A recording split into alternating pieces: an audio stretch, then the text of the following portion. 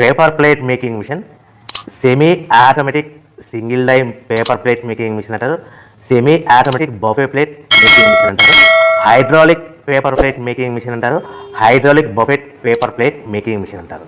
So మనం ఈ machine కొనుక్కున్న తర్వాత దీనికి వచ్చే 1 HP మోటార్ని మనం ఇంటి కరెంటు మీటర్ కాకుండా దీనికి సపరేట్గా commercial category to single phase metre తీసుకోవడం వలన భవిష్యత్తులో ఎలక్ట్రిసిటీ డిపార్ట్మెంట్ నుంచి మీకు ఎలాంటి ప్రాబ్లమ్స్ ఉండవని మంచి సలహా ఇస్తున్నాను, పాటించవలసిందిగా కోరుతున్నాను.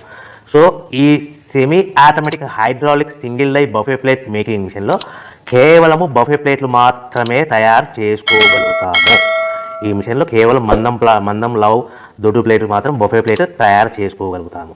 సో ఈ మిషన్లో ఎలాంటి టిఫిన్ ప్లేట్లని, డోనా కప్పులని, ప్రసాదం కప్పులని, స్నాక్స్ ప్లేట్స్ అని, టీ కప్పులని తయారు చేసుకోలేమని మీకు అందరికీ సలహా ఇస్తున్నాను.